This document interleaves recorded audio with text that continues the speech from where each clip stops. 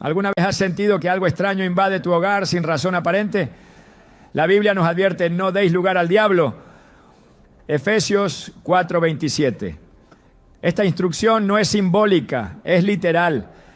El enemigo no siempre entra por la puerta grande, muchas veces lo hace a través de objetos aparentemente inofensivos colocados por personas con intenciones ocultas. Las Escrituras nos muestran que tanto en el Antiguo como en el Nuevo Testamento, los objetos consagrados al mal fueron usados para traer destrucción, confusión y enfermedad sobre los hogares. Hoy profundizaremos en una verdad inquietante. Existen elementos que las brujas y agentes del enemigo colocan intencionalmente en tu casa para afectarte espiritualmente. Te mostraremos cómo identificarlos y eliminarlos con autoridad espiritual. Revelaremos los pasos para proteger tu hogar según la palabra de Dios. ¿Estás listo para entender lo que Dios tiene reservado para ti cuando limpias tu entorno de toda obra del maligno? Hay casas en las que todo parece ir bien, hasta que de repente la armonía se rompe. Discusiones sin motivo, enfermedades que no cesan, insomnio inexplicable, una presencia pesada que se siente aunque nadie más esté ahí. Y entonces uno se pregunta: ¿qué cambió? ¿Qué se rompió en el ambiente espiritual? La respuesta muchas veces no está en lo visible, sino en lo espiritual, y más específicamente en lo que sin saberlo hemos dejado entrar. La Biblia lo advierte de forma contundente: no deis lugar al diablo. Efesios 4:27. Este no es un simple consejo, es una advertencia urgente para proteger nuestras vidas, nuestras familias y nuestras casas de cualquier acceso que el enemigo pueda aprovechar. Porque lo cierto es que no todo lo que se introduce en un hogar llega solo con intenciones humanas. Hay objetos que portan cargas, pactos y maldiciones. Objetos aparentemente inofensivos que han sido utilizados por brujas y agentes del mal para abrir puertas en el mundo espiritual. Desde los tiempos más antiguos, los objetos han sido utilizados como instrumentos de conexión espiritual. Dios mismo instruyó a Moisés sobre la construcción del tabernáculo con elementos específicos que reflejaban santidad, pureza y comunión. El arca del pacto, por ejemplo, no era solo una caja, era el lugar donde la presencia de Dios habitaba entre su pueblo. Pero así como hay objetos sagrados que traen bendición, también existen objetos profanos que cargan maldición. En el libro de Josué encontramos una historia que ilustra este principio de manera estremecedora. Acán, miembro del pueblo de Israel, desobedeció las instrucciones de Dios tras la conquista de Jericó. Tomó para sí un manto babilónico, plata y oro, objetos malditos que debían ser destruidos. A simple vista era solo un botín de guerra, pero espiritualmente lo que Acán había llevado al campamento era condenación. Y las consecuencias no se hicieron esperar. Israel, que venía de victoria en victoria, fue derrotado en la batalla siguiente. El pueblo entero sufrió y Dios no volvió a estar con ellos hasta que el objeto maldito fue expuesto y eliminado. Israel ha pecado, han tomado del anatema, por eso no podrán hacer frente a sus enemigos. Josué 7, 11, 12.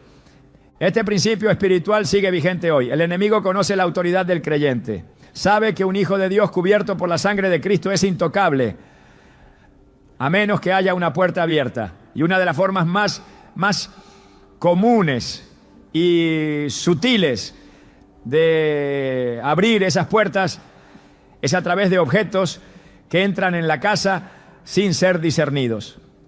No se trata de superstición ni de paranoia. Se trata de realidades espirituales que muchos ignoran, pero que tienen efectos devastadores. Cuadros, estatuas, libros, joyería, muñecos, figuras decorativas. La lista puede ser larga, no por su forma externa, sino por su origen espiritual. Muchos de estos objetos han sido dedicados en rituales, han sido parte de ceremonias oscuras o han sido preparados intencionalmente para llevar ataduras a donde sean colocados.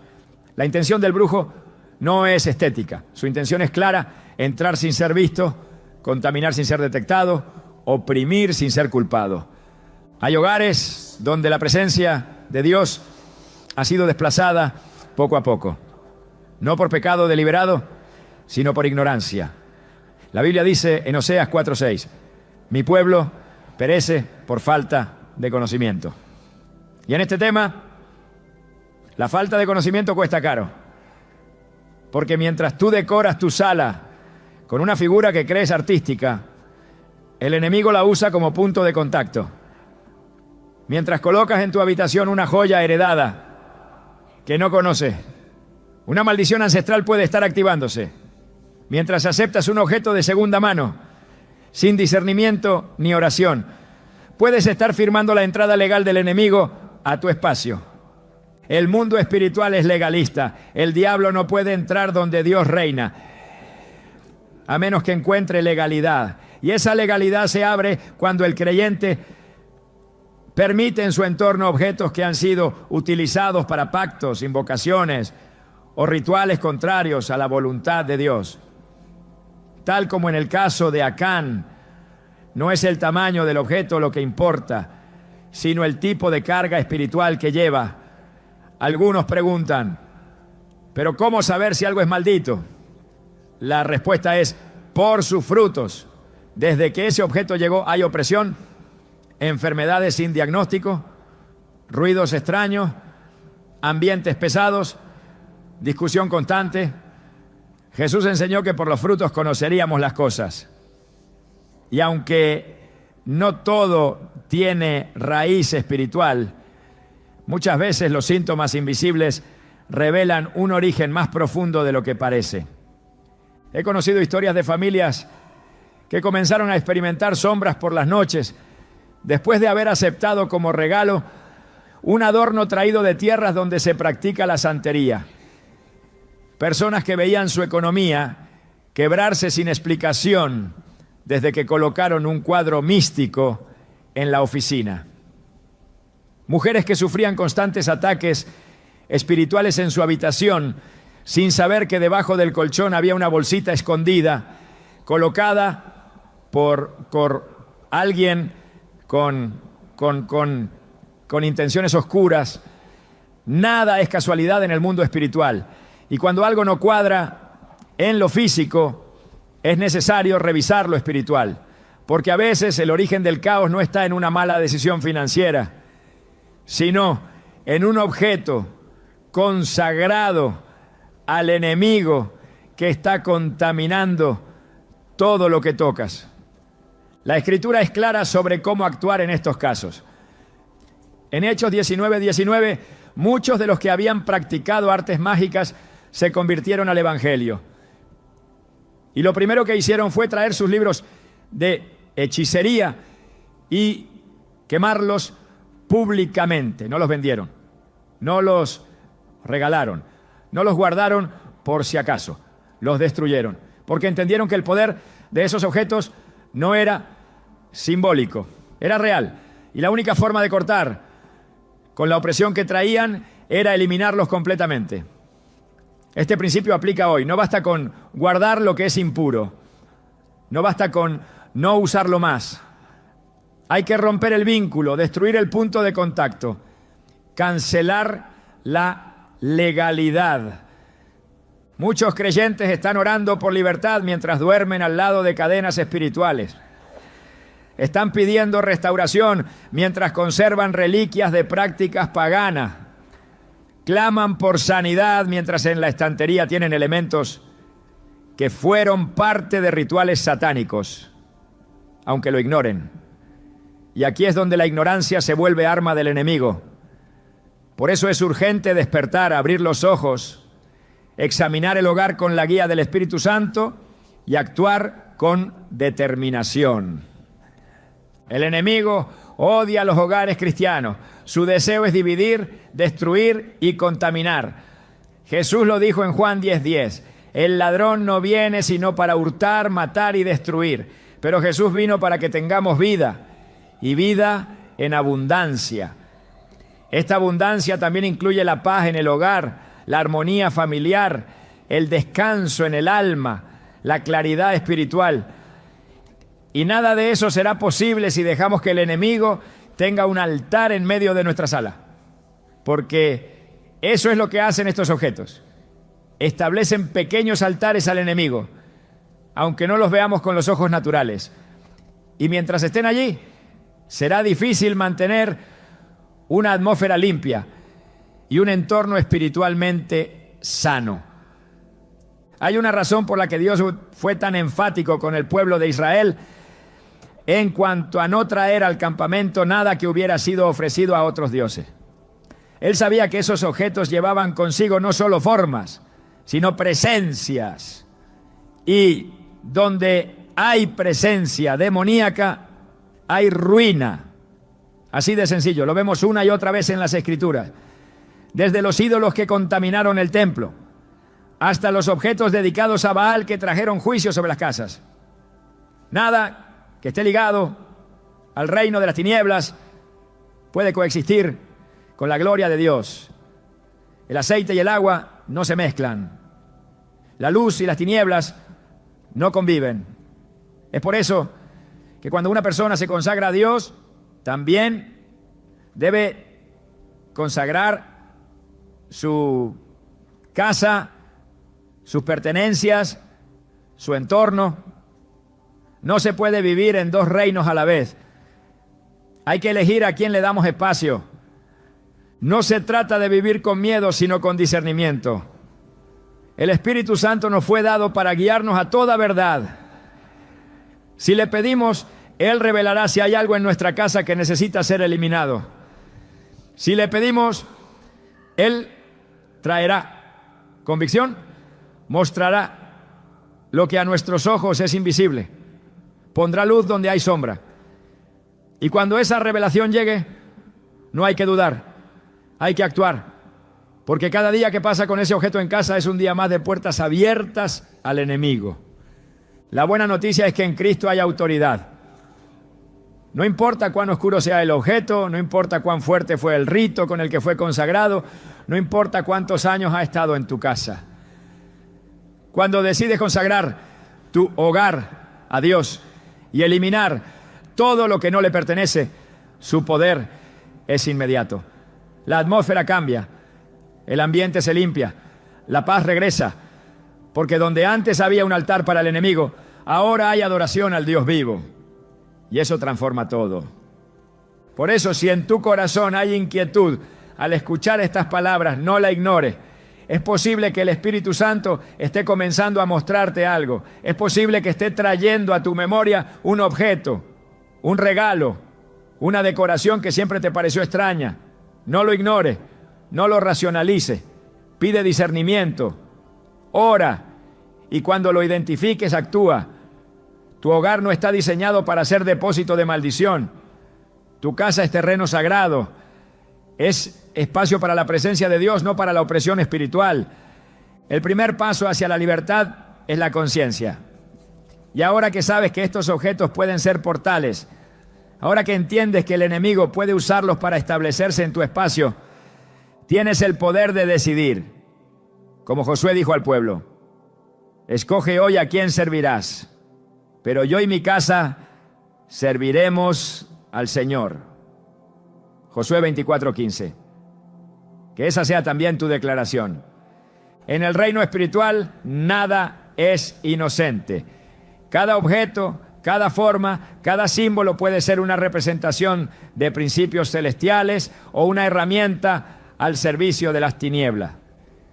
La palabra de Dios es clara en cuanto a la presencia de imágenes y figuras que representan realidades espirituales, tanto en el cielo como en la tierra. En el libro del Éxodo, Dios ordenó a Moisés esculpir querubines sobre el arca del pacto y sobre las cortinas del tabernáculo. no como objetos de adoración, sino como reflejos de una realidad celestial. Esos símbolos eran sagrados porque representaban lo santo, lo puro, lo eterno. Sin embargo, el enemigo ha replicado ese mismo principio con fines contrarios. Lo que en las manos de Dios es revelación, en las manos del adversario se convierte en deformación. Desde los primeros libros de la Biblia, el Señor advirtió a su pueblo sobre el uso de imágenes talladas que tuvieran una función espiritual. En Deuteronomio 7, 25 a 26, Dios declara: las esculturas de sus dioses quemarás en el fuego. No codiciarás plata ni oro de ellas para tomarlo para ti, para que no tropieces en ello, pues es abominación a Jehová tu Dios. No traerás cosa abominable a tu casa, para que no seas anatema como ella. Aquí el mandamiento no es figurado ni abierto a interpretación. Dios no permite que lo impuro comparta espacio con lo consagrado.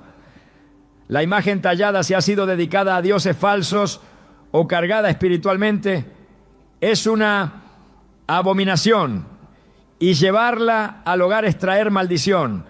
Hay símbolos y figuras que son diseñados específicamente para atraer, contener o canalizar energía espiritual contraria a Dios. El enemigo, siendo imitador de lo sagrado, ha desarrollado un lenguaje visual a través del cual opera en los hogares. Cada trazo, cada diseño, cada representación cargada de intención espiritual puede abrir puertas, incluso sin conocimiento del que lo posee. Esto es posible porque el mundo espiritual no responde únicamente a la intención del hombre, sino al origen del objeto y a los pactos que lo rodean. Una figura puede parecer decorativa, incluso bella, pero si ha sido concebida en un contexto ocultista, es capaz de establecer un vínculo real con fuerzas de oscuridad. La ignorancia no anula la legalidad espiritual. Por eso, lo que para el ojo natural puede parecer arte, para el mundo invisible puede ser un altar activo. La Biblia condena la idolatría en todas sus formas, no solo como la adoración consciente de una figura, sino también como la presencia tolerada de representaciones que evocan divinidades ajenas al Dios de Israel. El segundo mandamiento, registrado en Éxodo 20, 4 a 5, es categórico. No te harás imagen ni ninguna semejanza de lo que esté arriba en el cielo, ni abajo en la tierra. No te inclinarás a ellas ni las honrarás. Este mandato no solo se refiere al acto de postrarse, sino también al hecho de permitir que esos objetos compartan espacio con la presencia del Dios vivo. Cuando en el corazón del hogar hay símbolos de culturas paganas, imágenes cargadas de misticismo o figuras asociadas a dioses extranjeros, se interrumpe la atmósfera espiritual que Dios desea establecer. El enemigo ha popularizado formas, íconos y símbolos que están presentes en millones de hogares sin levantar sospecha. Estas representaciones no fueron diseñadas al azar, han sido creadas a lo largo de siglos para ser portadoras de intenciones ocultas. Muchas de ellas derivan de religiones paganas, prácticas esotéricas o escuelas de pensamiento gnóstico que niegan la supremacía de Jesucristo. Su presencia en un entorno cristiano no es inofensiva, es una contradicción espiritual que afecta el fluir de la oración, contamina el ambiente y da acceso legal al adversario. La idolatría no necesita veneración para ser efectiva, basta con la presencia tolerada. En el libro de 2 Reyes 23, el rey Josías llevó a cabo una reforma profunda en Israel, destruyendo ídolos, derribando altares y eliminando todo objeto que pudiera usarse como instrumento de culto falso. Él no permitió que quedaran vestigios de aquello que ofendía a Dios. Esta actitud no fue extremista, fue obediente. La presencia de símbolos profanos en Jerusalén no solo era una afrenta a Dios, era la causa de la decadencia espiritual del pueblo. Josías entendió que no se puede esperar bendición mientras se tolera lo maldito. Esta misma verdad aplica a la del creyente.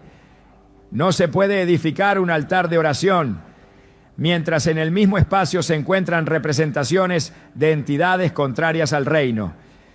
Las figuras asociadas con animales míticos, criaturas con múltiples ojos, formas geométricas específicas o deidades antiguas no son meramente ilustraciones artísticas, son puertas abiertas.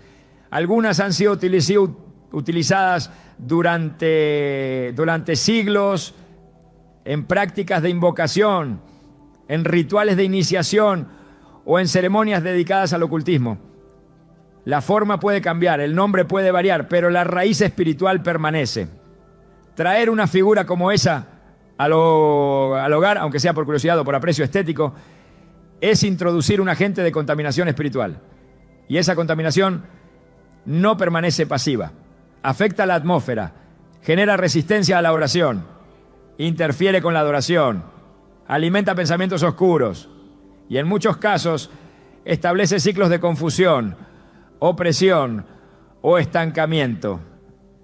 El pueblo de Dios está llamado a ser santo, apartado, radicalmente diferente en su manera de vivir, de hablar, de vestir y también de decorar. No se trata de vivir con temor, sino con discernimiento. El creyente no puede permitir que figuras cuya fuente espiritual proviene de la oscuridad tengan un lugar en su mesa, en su repisa o en su dormitorio. Lo que entra en el hogar afecta el ambiente del alma. Lo que decora las paredes moldea lo que habita el espíritu. Por eso Pablo instruyó a los corintios diciendo: ¿y qué acuerdo hay entre el templo de Dios y los ídolos? Porque vosotros sois templo del Dios viviente. 2 Corintios 6:16. Si el cuerpo es templo, cuanto más lo es el hogar que el creyente consagra al Señor. La influencia espiritual de las figuras va más allá de lo visible. Algunas son portadoras de maldiciones generacionales. Otras son utilizadas como anclas para establecer vigilancia espiritual demoníaca. Hay representaciones que sirven como canales de transferencia de espíritus, donde la sola presencia activa manifestaciones que afectan el descanso, las relaciones y la prosperidad. En los tiempos bíblicos, los ídolos no eran simples esculturas, eran centros de actividad espiritual. Donde había un ídolo, había influencia. Donde había influencia, había esclavitud. Y donde había esclavitud, había juicio. Este principio es inmutable. Si hay símbolos que glorifican la rebelión, el esoterismo, el relativismo espiritual o la adoración de dioses falsos, no puede haber comunión con el Espíritu Santo en ese lugar. En Apocalipsis 2:14, Jesús reprende a la iglesia de Pérgamo por tolerar doctrinas y prácticas idolátricas. Esta reprensión no fue por lo que enseñaban abiertamente, sino por lo que permitían en silencio. Dios no bendice lo que se tolera en desobediencia. No hay neutralidad en el ámbito espiritual. Cada objeto que se introduce en el hogar refleja una postura. O glorifica a Dios o glorifica al enemigo. O edifica el altar del Señor o sostiene el altar de la confusión. No hay punto medio. El hogar del creyente debe ser un lugar de santidad, no un depósito de artefactos contaminados. La belleza de un objeto no puede justificar su origen. La historia cultural no puede anular el mandato de separación. La tradición no puede estar por encima de la verdad espiritual. A lo largo de la historia bíblica, cada vez que el pueblo de Dios permitió la entrada de imágenes ajenas, se desató un proceso de decadencia espiritual. No porque la figura tuviera poder en sí misma, sino porque su presencia representaba una rendición interna. Era una señal de que algo en el corazón se había doblegado. Lo externo revela lo interno. Y cuando se permite que lo profano coexista con lo santo, Se pierde autoridad, se debilita la oración, se interrumpe el fluir de la gracia. El creyente que desea caminar en libertad no solo debe cerrar puertas obvias como el pecado, la desobediencia o la rebelión, sino también debe revisar con atención cada rincón de su casa. No hay lugar que el enemigo no quiera infiltrar. No hay habitación que no esté en su agenda. Si encuentra una figura que le pertenece, reclamará legalidad. Y si la encuentra expuesta, activa, visible, no necesitará permiso para operar. Su presencia será suficiente. La limpieza espiritual comienza con el discernimiento visual. El ojo entrenado por la palabra y guiado por el Espíritu Santo puede identificar lo que no armoniza con la santidad.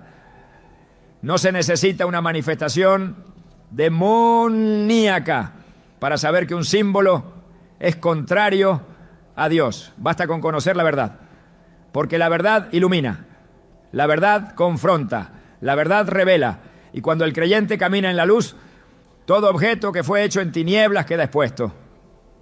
En ese momento, la decisión es clara: destruir o tolerar, derribar o justificar. Y la elección que se tome determinará el nivel de libertad que se experimentará. El tiempo en que el pueblo de Dios podía ignorar estos temas ha terminado. Vivimos días donde las tinieblas avanzan sin pudor y donde la batalla espiritual se libra incluso en los detalles. Los símbolos son parte de esa batalla. No son simples dibujos, son declaraciones espirituales. Cada uno proclama un reino, el reino de Dios o el reino de las tinieblas. Y cuando esos símbolos son introducidos al hogar, se convierten en embajadores espirituales del reino que representan. Por eso, si se desea vivir bajo la cobertura de Dios, es necesario examinar con rigurosidad qué imágenes están siendo toleradas. No se puede pedir protección mientras se honra lo impuro. No se puede declarar victoria mientras se convive con lo que representa derrota. No se puede caminar en autoridad mientras se conservan símbolos de opresión. La santidad no es una opción, es una condición para la presencia. Y donde hay presencia de Dios, no hay espacio para lo que Él aborrece. Uno de los métodos más silenciosos y eficaces que el enemigo utiliza para infiltrar hogares consagrados a Dios es el disfraz de la generosidad. El regalo, en apariencia inofensivo, ha sido empleado desde tiempos antiguos como medio de transferencia espiritual. El enemigo conoce la naturaleza emocional del ser humano, su inclinación a confiar en aquello que viene envuelto en amabilidad o afecto, y lo usa para traspasar fronteras que de otra forma le estarían prohibidas. La Escritura enseña que incluso Satanás se disfraza como ángel de luz, 2 Corintios 11:14. Y dentro de ese disfraz muchas veces hay un objeto, una pieza, un presente que ha sido consagrado a su servicio. El receptor no lo sabe, pero al aceptarlo también acepta lo que espiritualmente carga. Este principio no es nuevo. En el libro de Números, capítulo 22, se relata cómo Balac, rey de Moab, intentó destruir al pueblo de Israel no mediante armas, sino a través de una maldición disfrazada de palabra. Para esto ofreció a Balaam riquezas y regalos con el propósito de que él profetizara en contra del pueblo de Dios. Aunque Balaam fue impedido por Dios de maldecir, el intento reveló una estrategia espiritual: usar dádivas como canal de influencia maligna. El regalo puede ser un acto externo, pero en el mundo invisible puede representar un pacto, una entrada, una transferencia. En muchas culturas donde se practican rituales ocultistas, los objetos que se consagran para mal son ofrecidos con la intención de ser entregados a la víctima. Estos objetos no necesariamente tienen un aspecto oscuro o intimidante. Pueden ser pulseras, joyas, piezas decorativas, libros, tejidos, instrumentos musicales, muñecos artesanales o incluso alimentos. Lo que define su peligro no es su forma, sino el propósito espiritual con el que fueron preparados. La brujería opera mediante la transferencia. Un objeto tocado, ungido o ritualizado puede portar una carga espiritual que, al entrar a la casa del creyente, comienza a establecer opresión, enfermedad, confusión o conflicto. La víctima no lo nota de inmediato, todo comienza con pequeños cambios. Una oración que ya no fluye igual, una paz que comienza a desvanecerse, un peso en el ambiente que se vuelve constante. La raíz muchas veces está en aquello que fue recibido sin discernimiento. La Biblia enfatiza la necesidad de evaluar el origen de lo que se recibe. En el 1 Juan 4:1 se exhorta: amados, no creáis a todo espíritu, sino probad los espíritus si son de Dios.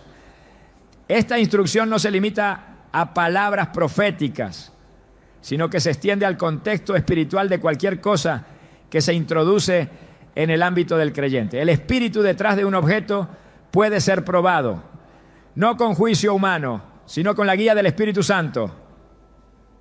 El creyente debe desarrollar una sensibilidad espiritual que le permita discernir más allá de lo visible, porque no todo lo que brilla trae bendición y no todo lo que se ofrece nace del amor. La astucia del enemigo se manifiesta precisamente en que sabe disfrazar lo impuro de pureza, sabe presentarse en formas que no despiertan sospecha. En el contexto de regalos esto se vuelve especialmente efectivo. Cuando alguien recibe un objeto como muestra de aprecio, su corazón se abre. Ese acto de apertura, aunque emocional, tiene consecuencias espirituales.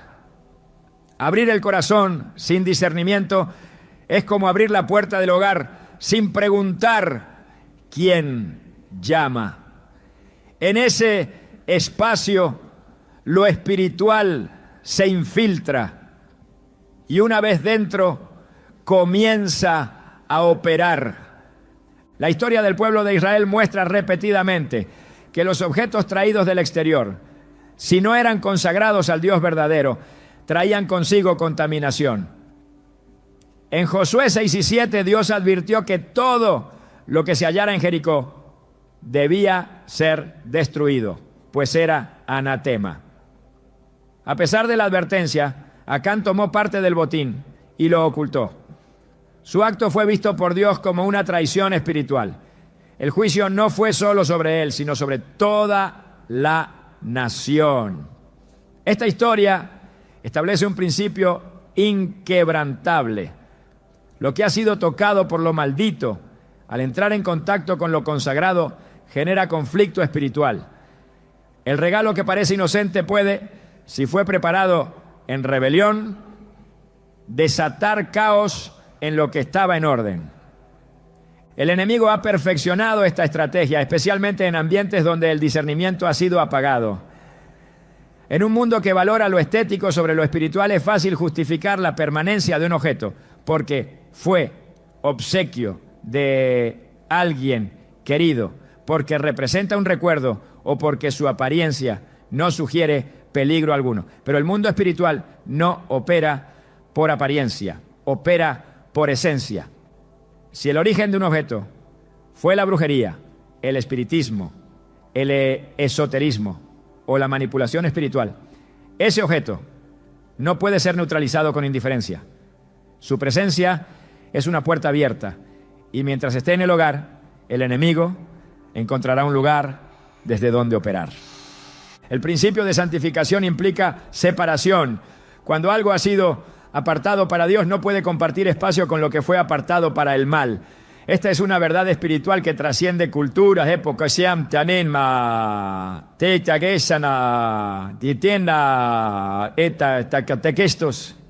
La casa del creyente es un santuario, es un lugar que debe reflejar la presencia de Dios.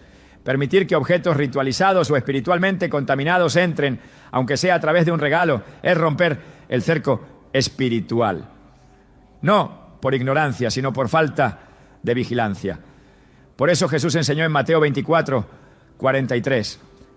Si el padre de familia supiera a qué hora habría de venir el ladrón, velaría y no dejaría minar su casa. Esta vigilancia debe ser constante. Y en la era de la mezcla, de la globalización espiritual, de los adornos sin origen claro, la vigilancia debe ser aún más aguda. Aceptar un regalo cargado espiritualmente puede equivaler, en términos bíblicos, a hacer alianza con lo oculto. No siempre de manera consciente, pero sí efectiva.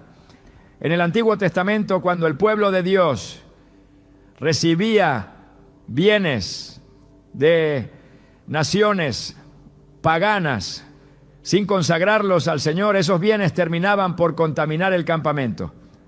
El oro, la plata, las vestiduras, incluso los utensilios, si habían sido usados en contextos idolátricos, debían ser purificados o destruidos.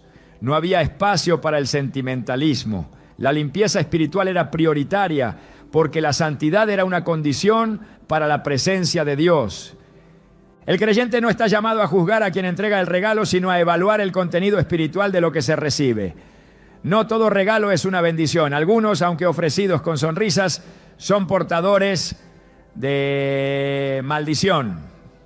Y el hecho de que provengan de personas cercanas no exime su influencia. El enemigo no siempre usa extraños. A menudo opera a través de los vínculos más próximos, sabiendo que ahí se encuentra menor resistencia.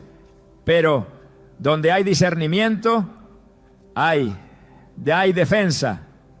Y donde hay obediencia, hay victoria. Cada objeto que entra en el hogar debe ser sometido a la luz de la palabra y a la guía del Espíritu. No por legalismo, sino por protección. La atmósfera espiritual del hogar no debe ser alterada por lo que otros consideran inofensivo. Porque lo que se recibe sin filtro puede volverse un canal de opresión. Y una vez dentro, la carga espiritual no se detiene hasta que se rompe su legalidad. La responsabilidad del creyente es velar. Velar no solo en la oración, sino también en la revisión constante de todo lo que entra en su entorno. Así como el sacerdote del antiguo pacto examinaba minuciosamente cada ofrenda, cada utensilio y cada vestidura del templo. El cristiano debe examinar con igual celo lo que se incorpora a su casa. La santidad no se conserva por accidente, se preserva mediante decisiones conscientes y firmes. No se puede orar por paz en un lugar donde se tolera la presencia de lo maldito. Los regalos cargados espiritualmente no se neutralizan con indiferencia ni con ignorancia. Se neutralizan con la verdad, con la luz y con la autoridad delegada en el nombre de Jesús. Pero lo primero es identificarlos. Lo segundo, no justificar su permanencia. Y lo tercero, actuar con diligencia espiritual. Porque lo que fue preparado para tu caída no tiene por qué permanecer donde Dios ha decretado victoria. El mundo espiritual no es silencioso, aunque muchas veces opera en lo invisible. Sus efectos se manifiestan con una claridad que solo puede negar aquel que ha cerrado su espíritu a la verdad. No todo lo que ocurre dentro de un hogar tiene su origen en el plano físico. Las tensiones, los sueños perturbadores, las sensaciones de peso inexplicable, las discusiones que estallan sin causa aparente, los pensamientos oscuros que aparecen en medio de la noche, las enfermedades que resisten tratamiento, todo eso puede ser señal de algo más profundo. Hay manifestaciones espirituales que no surgen de la imaginación ni del azar, se activan, se alimentan, se mantienen porque algo en ese lugar les dio legalidad para operar. Y cuando eso sucede no basta con ignorarlo, tampoco basta con racionalizarlo, es necesario discernirlo. La Escritura no oculta esta realidad. Desde el Génesis hasta el Apocalipsis, Dios muestra cómo lo espiritual interfiere directamente en lo natural. El ambiente de un lugar puede cambiar cuando lo santo entra, pero también cuando lo profano se instala. Así como la presencia de Dios llenaba el tabernáculo con gloria, así también la presencia de lo impuro puede llenar un espacio con opresión. No se trata de simbolismo, es manifestación real. Lo que está consagrado al mal no permanece inerte, opera. Y su presencia altera el ambiente, moldea actitudes, distorsiona pensamientos, desgasta relaciones. Cuando un objeto consagrado a fuerzas contrarias a Dios es introducido en un hogar, lo primero que comienza a cambiar es la atmósfera. Hay una pérdida paulatina de paz. Las oraciones se sienten estancadas. La lectura de la palabra se vuelve difícil. El descanso se interrumpe. El ánimo decae. Nada externo parece justificar lo que ocurre, pero internamente algo se ha desplazado. Lo que antes fluía en el espíritu, ahora encuentra resistencia. No porque Dios haya cambiado, sino porque el lugar ha sido invadido. Las tinieblas no necesitan gritar para ser efectivas. Su estrategia preferida es instalarse en silencio, volverse parte del paisaje, operar sin ser detectadas. Y si el creyente no vigila, si no examina, si no confronta, esa presencia se afianza. En 1 Samuel 16:14 se relata que el espíritu de Jehová se apartó de Saúl y un espíritu malo comenzó a atormentarlo. Este pasaje revela un principio espiritual poderoso. Cuando lo divino se retira, lo contrario entra. No puede haber vacío. No existe tal cosa como un ambiente espiritualmente neutro. O está lleno del Espíritu Santo o está siendo ocupado por otra influencia. Y lo que determina qué espíritu opera en un lugar no es la apariencia externa del hogar, sino su contenido espiritual. ¿Qué se tolera? ¿Qué se permite? ¿Qué objetos están presentes? ¿Qué puertas están abiertas? La Biblia también habla de la importancia del ambiente espiritual de los lugares. En el caso del profeta Eliseo, se construyó una habitación específica para que él pudiera descansar y orar con libertad. Esa habitación fue bendecida porque el ambiente era consagrado, preparado, limpio. En contraste, en Marcos 5, cuando Jesús entra en la región de Gadara, lo primero que encuentra es un hombre poseído que habitaba entre sepulcros. El territorio estaba espiritualmente cargado. No era casualidad. Los demonios habían tomado espacio y su presencia no solo afectaba al hombre, sino también a la atmósfera del lugar, tanto que los habitantes temían, evitaban, se alejaban. Lo espiritual no se ve, pero se siente. Y cuando la atmósfera está contaminada, la evidencia no se manifiesta solo en el cuerpo, sino en la mente, en el ánimo, en las emociones, en los vínculos. Un hogar que ha sido invadido por objetos malditos no siempre mostrará una manifestación dramática. El enemigo sabe cuándo debe esconderse. Su propósito es permanecer el mayor tiempo posible sin ser desalojado. Por eso se manifiesta con síntomas que se atribuyen fácilmente al estrés, a las emociones, a las circunstancias. Pero tras el velo de lo aparente hay un espíritu que opera, la opresión nocturna, la sensación de que alguien observa, los susurros en la oscuridad, las sombras que cruzan el pasillo, los olores sin fuente natural, los aparatos eléctricos que se encienden solos, los animales que reaccionan sin explicación. Todo eso puede ser señal de que algo no fue bienvenido, pero entró. Y si entró es porque encontró una puerta. No se trata de superstición, se trata de principios espirituales. En Hechos 19, 11 a 12, Dios hacía milagros extraordinarios por medio de Pablo. Incluso pañuelos y delantales que él tocaba eran llevados a los enfermos y las enfermedades se iban. Pero no solo las enfermedades, también los espíritus malos salían. Si un objeto puede ser cargado de unción, también puede ser cargado de maldad. Lo que ha sido consagrado a las tinieblas transporta consigo esa carga. Y una vez dentro del hogar se convierte en un centro de actividad. No siempre se necesita un ritual satánico para provocar esto. A veces basta con un símbolo, una figura, un amuleto. Si ha sido creado con un propósito contrario al reino, ya es suficiente. El enemigo sabe esconderse en lo cotidiano. Se disfraza en lo estético, en lo cultural, en lo simbólico. Pero su presencia no puede permanecer oculta por siempre. Lo espiritual termina manifestándose.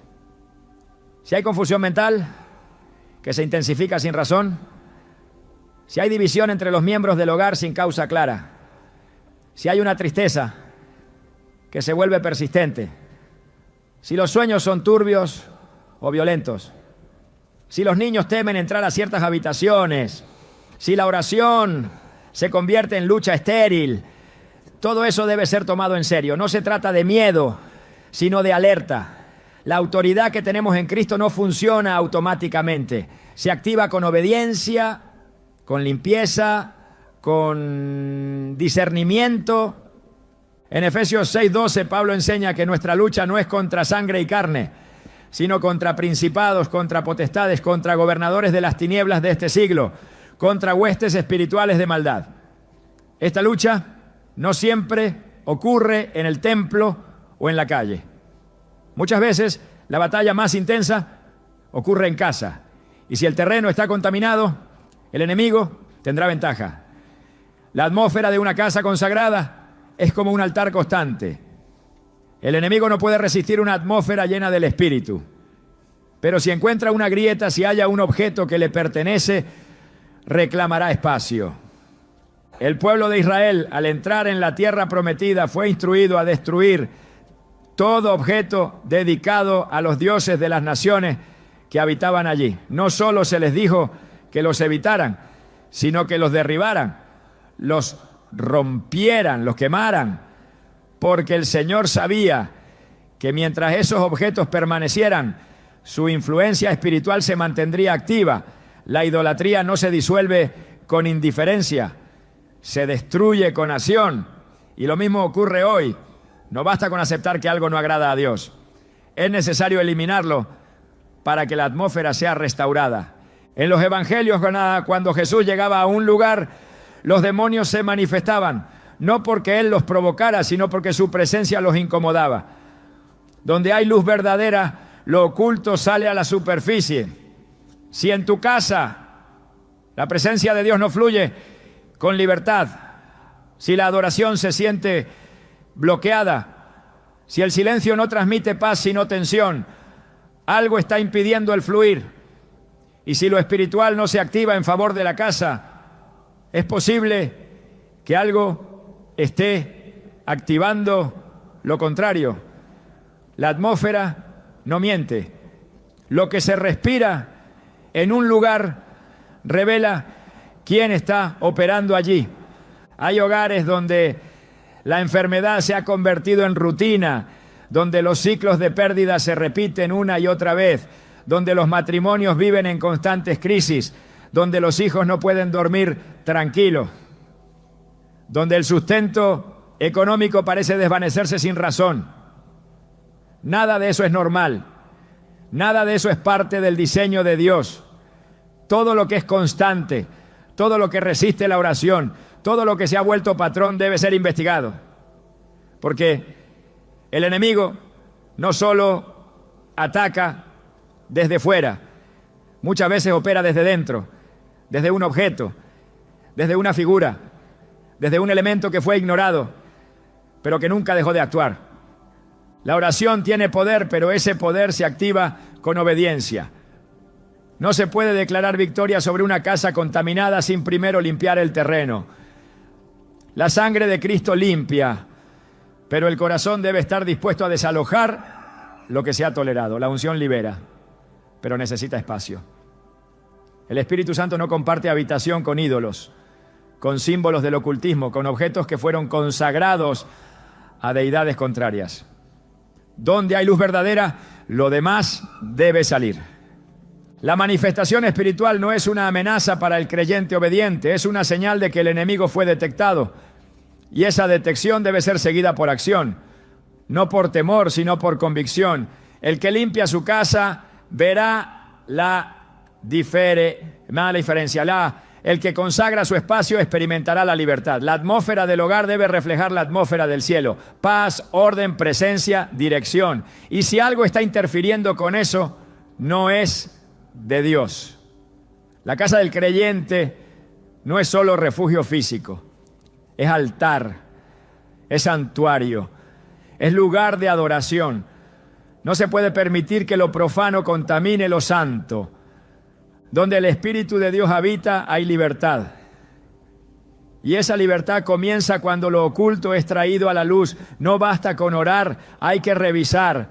No basta con pedir, hay que actuar. Y cuando la atmósfera sea restaurada, todo lo que estaba oprimido comenzará a fluir, porque Dios honra al que le honra. Y una casa limpia es una casa lista para ser habitada por su gloria. Cuando el enemigo ha logrado entrar a una casa a través de objetos contaminados, la única forma de restaurar la atmósfera espiritual es mediante una limpieza profunda. Una limpieza que no es física, sino espiritual, basada en principios establecidos por la palabra de Dios.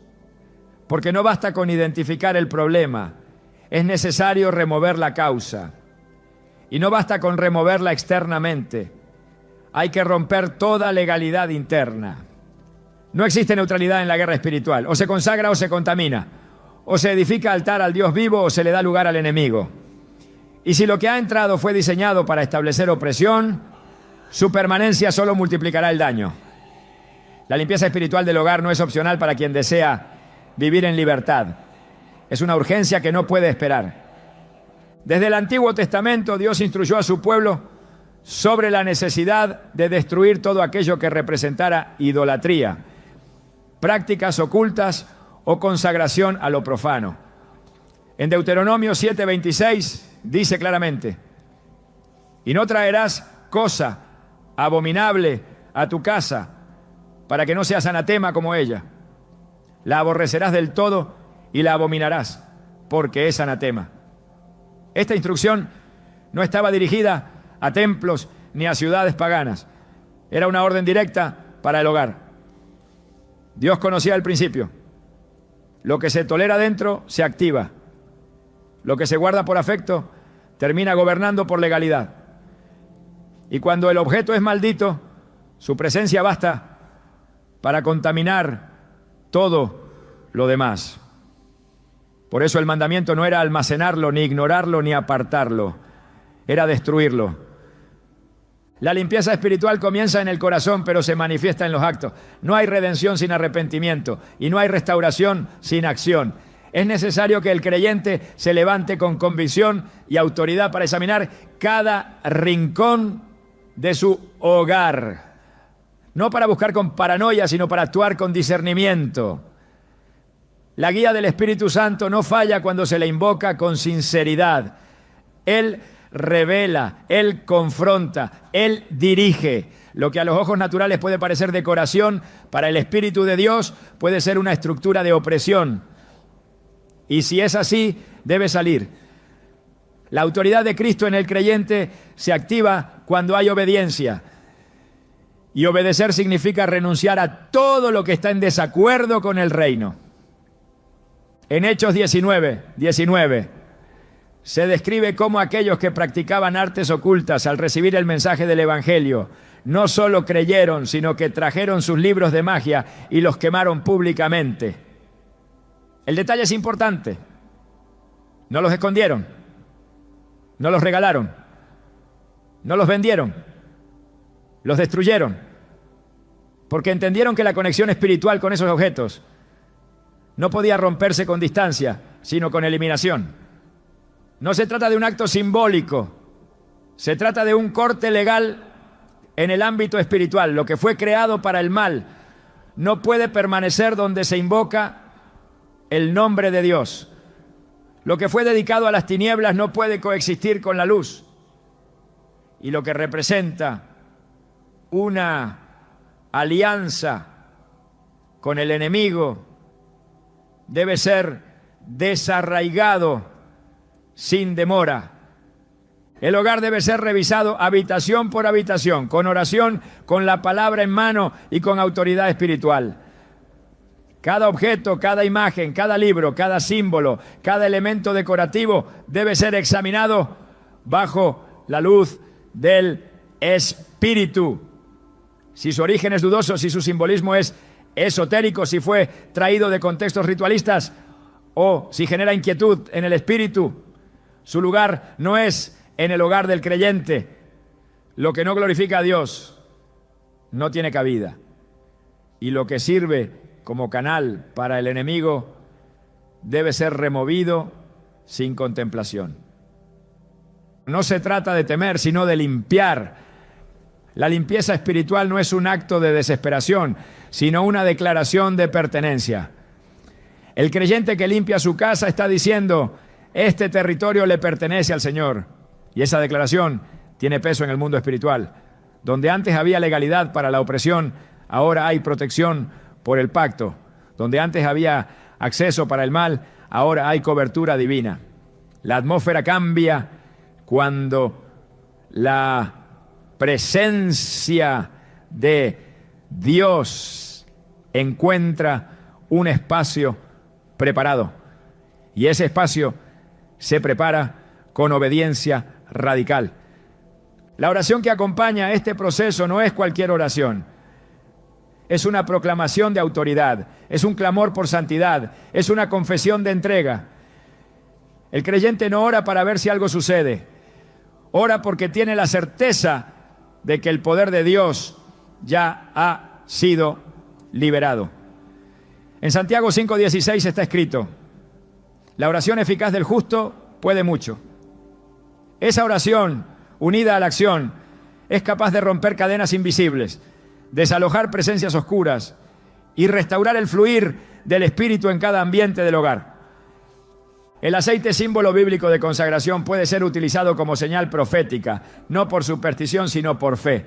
En Éxodo 40, Dios mandó ungir con aceite todo el tabernáculo, cada utensilio, cada espacio. No por ritualismo, sino por santificación. Y ese principio puede ser aplicado al hogar. Una vez que los objetos contaminados han sido removidos, el lugar debe ser consagrado. No basta con vaciar, hay que llenar. No basta con sacar lo profano. Hay que invitar lo santo. Y esa invitación se hace con oración, con adoración, con palabra, con presencia constante de Dios. Porque un espacio limpio es una victoria momentánea, pero un espacio lleno de Dios es una victoria permanente. La limpieza espiritual también exige que el corazón del creyente permanezca vigilante. No basta con limpiar una vez. La vigilancia debe ser continua. Jesús lo expresó claramente en Mateo 12:43-45, cuando habló del espíritu inmundo que sale del hombre y al no encontrar lugar donde habitar, regresa y encuentra la casa barrida, adornada pero vacía. El resultado fue peor que el estado inicial. ¿Por qué? Porque la limpieza sin llenura es invitación al retroceso. Por eso, después de limpiar el hogar de todo objeto maldito, el creyente debe establecer un altar de adoración en su casa. No un objeto físico, sino una vida consagrada, una atmósfera constante de oración, un ambiente que refleje el carácter de Dios, donde su palabra es leída, su nombre exaltado y su voluntad obedecida. La limpieza espiritual también rompe ciclos, porque muchas veces lo que opera en una casa afecta a generaciones. El enemigo no solo busca destruir el presente, sino sembrar patrones en los que habiten los hijos y los nietos. Pero cuando se rompen los vínculos espirituales con lo maldito, también se rompe el ciclo de opresión. El hogar se convierte en refugio, en escuela de fe, en plataforma de bendición para los que vienen después. Y esa transformación comienza con un acto firme: remover lo que no debe estar. El enemigo teme a un creyente que limpia su casa, porque sabe que esa limpieza es más que simbólica, es profética. Es una señal de que la autoridad ha sido retomada, de que el terreno ya no está disponible, de que el altar ha sido restaurado, de que la gloria de Dios puede descender, y donde la gloria habita, el enemigo huye, porque no hay pacto demoníaco que resista la presencia del Altísimo. No hay objeto maldito que prevalezca ante el fuego de la santidad. Por eso la limpieza espiritual del hogar no es solo una práctica, es una declaración de guerra, es una manifestación de fe, es un acto de obediencia que abre las puertas a la restauración, a la paz, a la libertad verdadera. Lo que se limpia en lo físico repercute en lo espiritual. Lo que se desecha en obediencia provoca movimiento en los cielos. Y lo que se consagra con sinceridad establece un nuevo nivel de cobertura, de protección y de comunión con el Espíritu de Dios. El poder para cerrar toda puerta al enemigo no proviene del esfuerzo humano ni de una fórmula religiosa, sino de la autoridad que Dios ha delegado en aquellos que caminan bajo su pacto. Esa autoridad no es simbólica ni teórica, es real, operativa, activa en el ámbito espiritual. Jesús fue claro cuando declaró: he aquí, os doy autoridad de hollar serpientes y escorpiones, y sobre toda fuerza del enemigo, y nada os dañará. Lucas 10:19. No habló de una posibilidad futura, sino de una autoridad presente. Y esa autoridad no está sujeta a emociones, sino al entendimiento del lugar que el creyente ocupa en Cristo.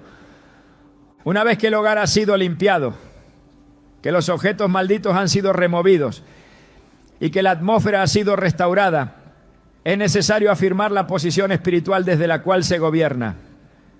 Porque todo lo que se cierra en la tierra será cerrado en el cielo. Pero cerrar espiritualmente no es repetir palabra, es ejecutar legalidad divina, es establecer límites invisibles que el enemigo no puede transgredir. Y esos límites se trazan con obediencia, con santidad, con comunión profunda con Dios. Donde hay sumisión a su voluntad, hay respaldo de su trono. La autoridad fluye desde esa alineación. En Efesios 2:6 se afirma que Dios nos resucitó juntamente con Cristo y nos hizo sentar en los lugares celestiales con Él. Esa posición espiritual implica gobierno, vigilancia, dominio. No se trata solo de resistir, sino de avanzar, de recuperar terreno, de decretar que toda obra del adversario queda anulada. El creyente no vive como esclavo de las circunstancias, sino como hijo del Rey. Y donde hay hijos, hay herencia. Donde hay herencia, hay poder. Y donde hay poder, hay libertad. Esa libertad no es tolerancia con las tinieblas, es confrontación directa. Es establecer que ninguna fuerza ajena al reino tiene derecho a operar dentro del territorio consagrado a Dios. La casa que ha sido santificada debe mantenerse bajo cobertura. La oración constante, la adoración sincera y la proclamación de la palabra son pilares que refuerzan la autoridad ya otorgada. Pero incluso más que eso, es la vida íntegra la que sostiene esa autoridad. No se puede ejercer dominio espiritual con puertas abiertas al pecado. Por eso, el que cierra al enemigo, también se cierra al mundo. El que levanta murallas, también levanta el altar. Y desde ese altar, todo lo que es contrario al Espíritu de Dios debe huir. El enemigo no resiste a una casa que se sostiene en la verdad. Una casa que ha sido limpiada, consagrada y gobernada por la palabra es territorio prohibido para toda influencia demoníaca. Y es allí, en esa atmósfera de pureza y autoridad, donde la presencia de Dios habita sin impedimento y con poder creciente. Una casa no es solo el lugar donde se habita, es el reflejo visible de una estructura invisible. Cada rincón habla, cada ambiente comunica, cada objeto tiene voz en el mundo espiritual. Cuando Dios bendice un hogar, no lo hace solo por sus paredes, sino por el altar que allí se levanta. El enemigo también lo sabe. Por eso su ataque no es solamente contra personas, sino contra espacios. Porque el espacio donde habitas puede convertirse en la plataforma de tu crecimiento espiritual o en el campo minado que retrasa tu llamado. No se trata solo de identificar lo que el enemigo coloca, sino de entender lo que Dios quiere establecer. La Escritura revela que donde Dios habita, el entorno se transforma. La casa de Obed-Edom fue bendecida por contener el arca del pacto. Pero lo que trajo bendición no fue la madera ni el oro del arca, sino la presencia. Y esa presencia solo descansa donde hay honra, donde hay santidad, donde hay orden espiritual. El enemigo lucha por ensuciar esos lugares porque sabe que si contamina el altar, interrumpe el fuego. Si logra apagar la adoración, debilita la visión. Si logra instalar una atmósfera adversa, bloquea el propósito. No es un ataque al azar, es una estrategia dirigida. Por eso, más allá de limpiar, de identificar o de cerrar puertas, hay un llamado superior: construir un hogar donde Dios se deleite. No solo un lugar sin maldición, sino un lugar lleno de gloria. Porque expulsar lo impuro es solo el principio. Lo más poderoso ocurre cuando el espacio se llena de la presencia del Altísimo, cuando las conversaciones reflejan fe, cuando los muros escuchan cánticos, no quejas, cuando la atmósfera provoca descanso en el alma y dirección en el espíritu. Ese es el diseño del cielo para la casa del creyente. En un mundo donde las tinieblas avanzan sin vergüenza, tener un hogar encendido por la luz de Dios es más que necesario, es urgente.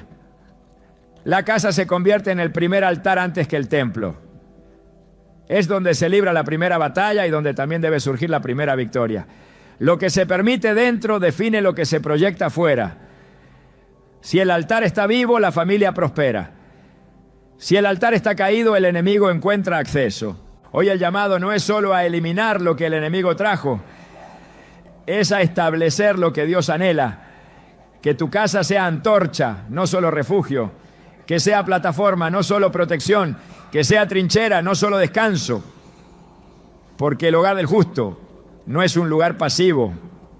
Es un territorio profético, diseñado para provocar el avance del reino. ¿Estás listo para que tu casa no solo esté limpia, sino que se convierta en un lugar donde la gloria de Dios repose con poder? Ese es el verdadero objetivo y ese es el verdadero llamado.